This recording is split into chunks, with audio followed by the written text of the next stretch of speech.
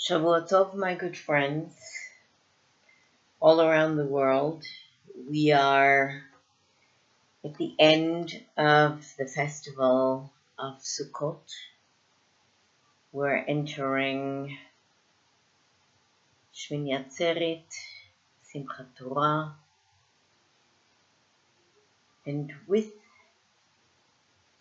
Simchat Torah, with the joy of the Torah, we are ending and beginning the new cycle. I spent very, very quiet Shabbos in my sukkah with my ushpizin, my spiritual guests who arrived, but all by myself, Friday night and Shabbos. And in being alone, not feeling well, and learning, deep learning, thinking about what the last month, the month between Rosh Hashanah and Simchat Torah, which is coming up, really means, is quite awesome. I want to share with you a story. Something that I really think is going to move you greatly, because when I read it, not only does it, of course, fit completely with our studies of the last month, but it adds a special dimension to our lives as Jews and what we go through, have gone through in our history, and continue, because our lives are far from a rose garden. But then Hashem never promised a rose garden. And in this story, we are reminded what ultimately God expects of us. The story is called Dancing with God. It was written by Yitta Halberstam and Judith Leventhal, and is part of their new book called Small Miracles of the Holocaust, Extraordinary Coincidences of Faith, Hope, and Survival. It's something that you really should pick up. You can get it on Amazon. Here's the story. They were mere boys, all under the age of 18, but in this particular case, their youth proved to be a liability, not an asset. It had been under other circumstances. It was puzzling, really. Most camp commandants consigned teenagers 16 and older to life, since they were deemed hardy enough for the slave labor force into which they were conscripted. But this camp commander had drawn the line at 18 instead, decreeing that all those who are younger be sent to certain death. His orders for additional selections grew more shrill and fevered with each passing day, multiplying the numbers that were fed into the furnaces. Perhaps it was the advent of the Jewish high holy days that had unleashed his fury, or, in perverse irony, his heinous way of celebrating. It was the fall of 1944 at Auschwitz, and Hungarian Jews, the last nationality to be transported to the camps, had arrived in massive numbers. The furnaces worked overtime as the inmates were sped to their inexorable fate. Everything about the camp seemed so unreal. The perpetual fog cover of smoke and ash, the barren landscape of barbed wire and slime that it served to mirror the prisoners' own profound sense of displacement and disorientation.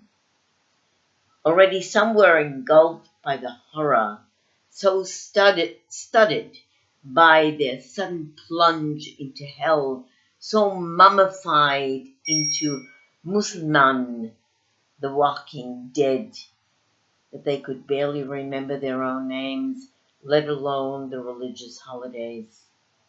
But there were those remnants, those few, who still cared about observing Jewish holidays. Among them were 50 religious boys who had just been selected for the gas chamber and were now being herded into a bathhouse, ostensibly to take showers. It was late enough in concentration camp history that the boys knew the truth. Gas would pour from the pipes, not water. It was a noose, it was a ruse that the Nazis used to disarm the inmates to ensure their cooperation. But these spiritual heroes made a conscious decision not to give in to them, choosing defiance instead. Amid the tumult in the bathroom and the bathhouse, one boy sprang up and shouted, "Brothers, today is the holiday of Simchat Torah, when the Jewish world rejoices. Having concluded the reading of the Torah over the past year, followed directly with the commencement of the new cycle of Torah reading.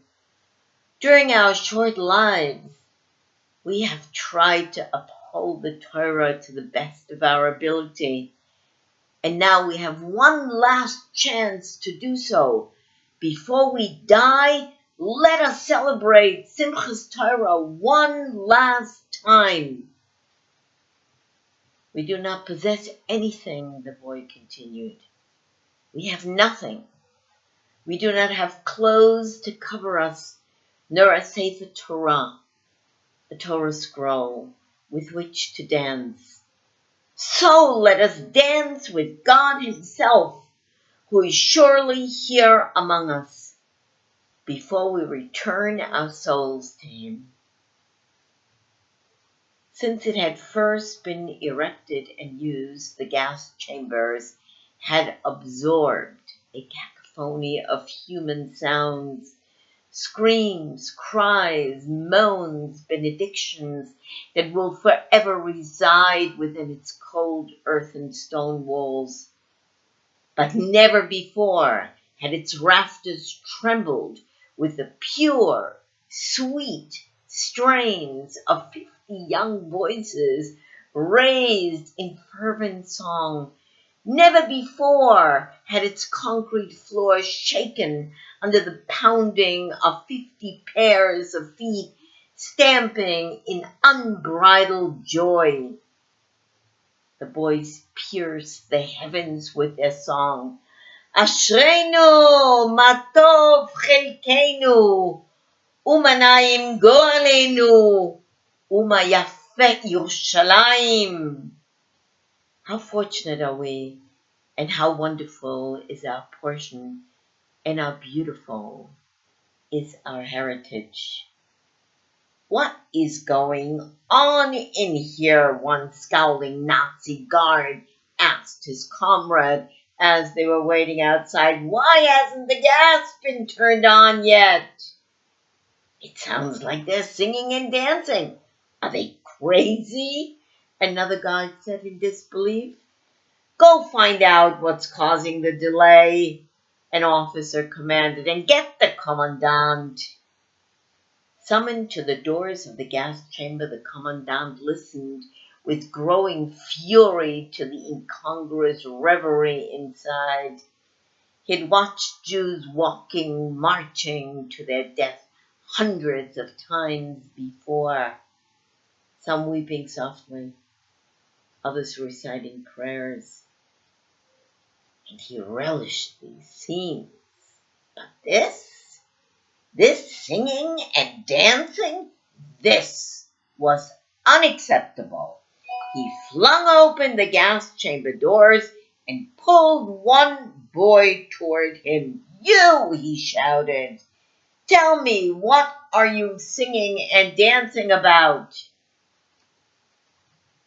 Because leaving a world where Nazi beasts reign is cause for celebration, the boy sneered. "And because we're overjoyed at the prospect of reuniting with our beloved parents whom you murdered so viciously." The commandant became enraged at the boy's contemptuous word.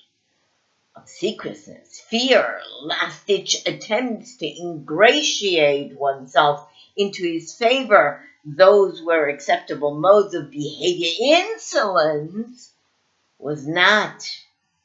"I'll teach you a lesson," he screamed at the boys, continued to dance and sing, heedless of his presence. "You thought the gas chambers would be your last stop? You will find out otherwise. The gas chambers would have been easy and painless compared to what awaits you now. I will torture each one of you with unbearable suffering. I will slice your flesh till you expire." The commandant ordered the guards to remove the boys from the gas chamber and place them in a holding block overnight. He planned to begin the torture sessions the following day. But the next morning his plans again went awry. A high-ranking Nazi officer had traveled to Auschwitz to round up slave labor for a work camp that lacked sufficient help. He needed to find several hundred young, able-bodied men capable of performing grueling work under barbarous conditions. As he strode through the camp looking for prospects, the Nazi officer just happened to pass the barracks in which the 50 religious boys had been temporarily housed. Their vitality undiminished by their overnight stay, the boys still radiated strength and good health. "Excellent!" the Nazi officer smiled in satisfaction. "Exactly the type of boys I need." The Nazi officer pulled rank on the camp commandant, who revealed nothing about his original plans for the boys' fate. He stood silently as the Nazi officer ordered the boys and several hundred other inmates to board the trucks that rolled out of Auschwitz into safer climes. Some say that the boys left the grounds singing. Survivors of Auschwitz report that all 50 boys survived the war.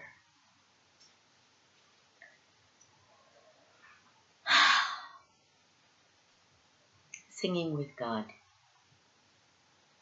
Singing with God, singing for God, singing because of God. Singing, opening up from the bottom of your soul, singing.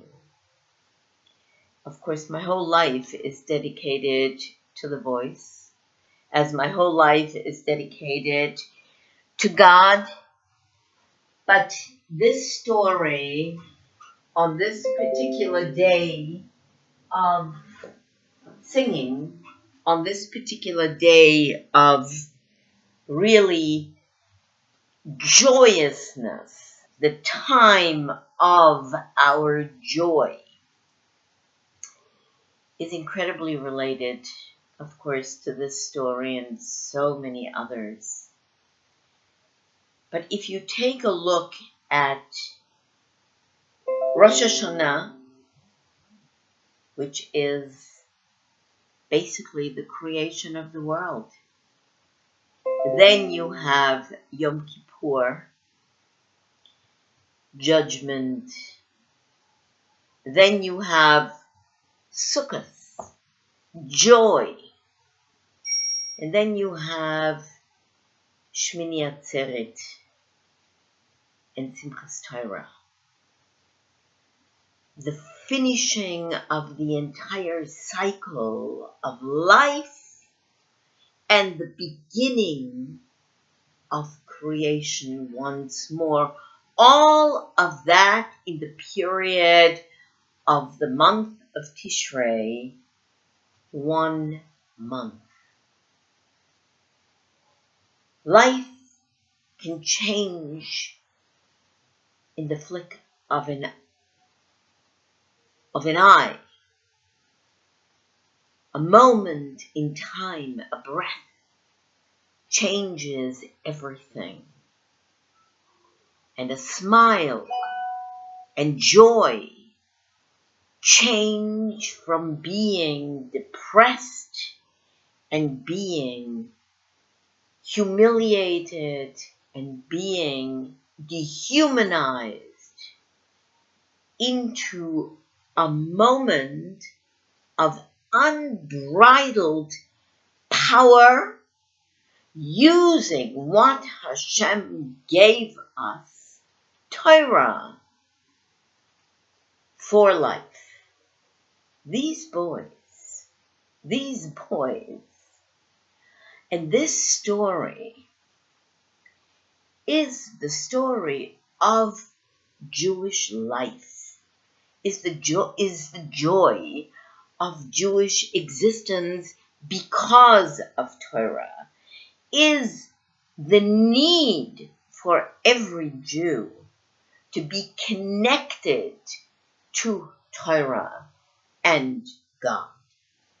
Look, we're living in a time of absolute craziness worldwide.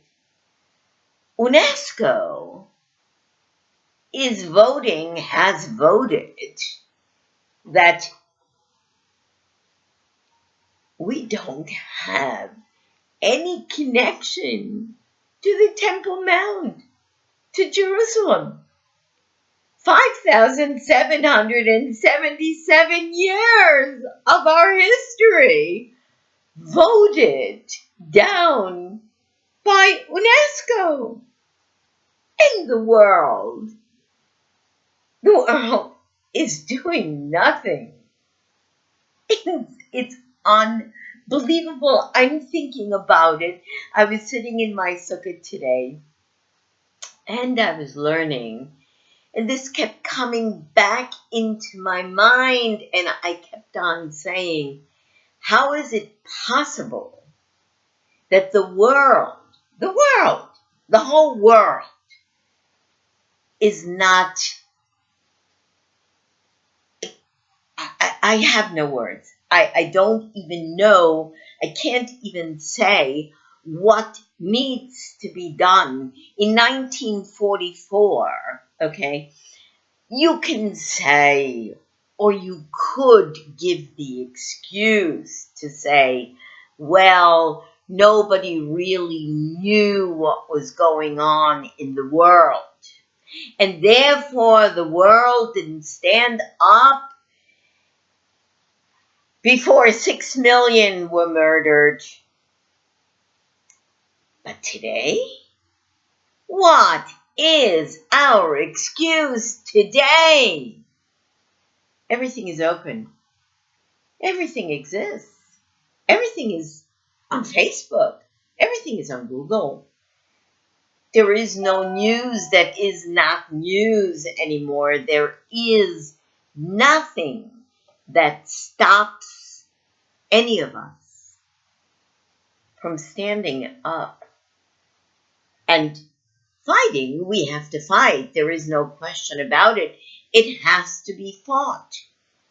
But it can't be fought if you be silent. The Lubavitcher Rebbe said silence is a sin. Being silent is acquiescing. Just like not being joyful for these boys is not possible. Simchat Torah. We finish the Torah, we begin her anew, our life force, our life stream, our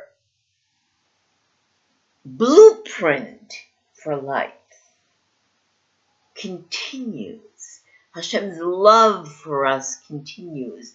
Our being His people continues. His joy in us continues. Though we do so many things and He knows everything, please, please, stand up.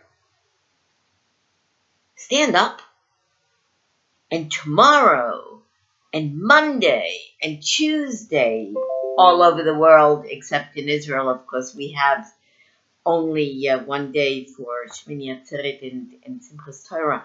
But you have 2 days. You have 2 days of joyfulness, of dancing, of making a giant circle, intertwining with each other, looking at each other's faces, singing and dancing, and keep that circle powerful and together, looking at each other's neshamas, at each other's souls, with joy and with happiness to be a Jew.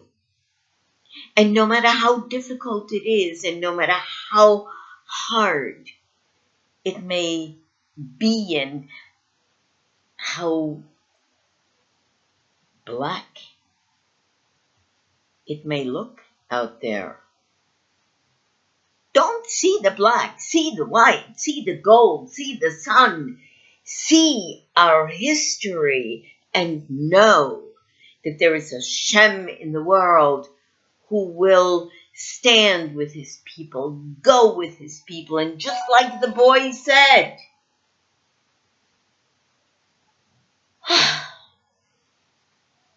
just like the boy said, Hashem is with us, even here, even in the blackest situations. Hashem is with us. We've just to ask Him. We've just to listen to Him.